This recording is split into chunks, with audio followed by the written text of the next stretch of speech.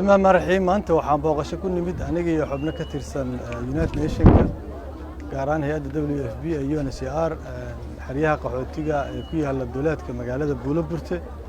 oo ka mid ah meelaha ay ugu daran tahay macluusha iyo abaarta intaba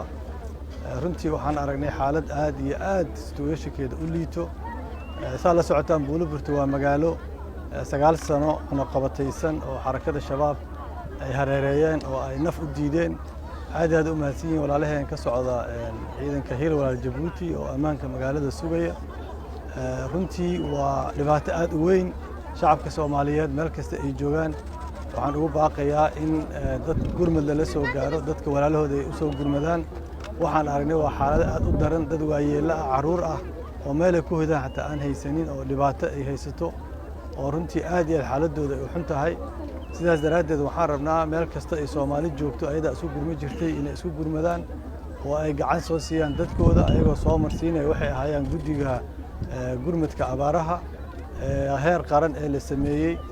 inay wixii allaale wixii gargaar ay soo gaarsiiyaan oo walaalada ay gurmadaan waa ka rajaynaynaa sidoo kale dawladda Soomaaliya iyo beesha caalamka intaba in dadkan la soo gaaro gurmad anaga waxaan u nimid xaaladooda inaan u kuurgalno codkoodana aan ku hadalno oo adduunka iyo hay'adaha gargaarka bixiyaba aan gaarsiino xarakada shabaab ayaan fariin u dirayaa walaalayaalow magaaladan 9 sanaad ku haysaan cunuqabateyn dadkeedii qaxootiye wada noqdeen magaaladan waa ku dhashay waa ku koray magaalo qurxan dad nadiif ay joogaan hanti haystay ahayd magaalada hadda waxay u taalaa si waxay u taalaa aad u dhibaataysan aad u duruufaysan dadka dhan ay qaxooti noqdeen waxaasna waa mas'uuliyadiina diinna waa sheeganaysaan islaamnimo waa sheeganaysaan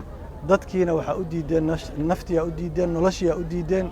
ma u qalanta magaaladan saa inay ahaato dadkeedana saan ay noolaadaan mas'uuliyadaas idinka iskale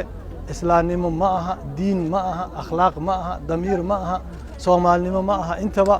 wax isku fala ayaa leenahay dadka ka qaada cunuqabateynta ka qaada xaasidnimada Soomaalidana qaasatan dadka siyaasiyiinta ah ee ku mashquulsan siyaasadda iyo manaasibta iyo kuraasta ayagana waxaan ugu baaqaynaa inay dadkooda soo fiiriyaan oo ay gurmadaan oo ay walaalahood kaalmeeyaan duruuftan inuu qof Soomaali maanta ku noolaado sax maaha oo buushkaas islaan 80 jira iyo ilmo masaakiin inay ku noolaadaan annagana guriyo waaweyn iyo nolol raaxo leh aan ku noolaano sax maaha oo aan ka fikirno kaliya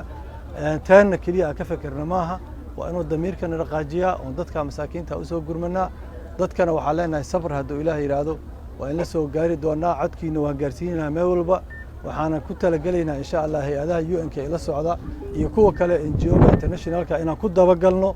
inay dadka gaaray gargaarka oo gaaray waa shaqadeena waxa meesha u nimidna waa inaan u kurgalno xaaladda sidee tahay. Assalaamu calaykum.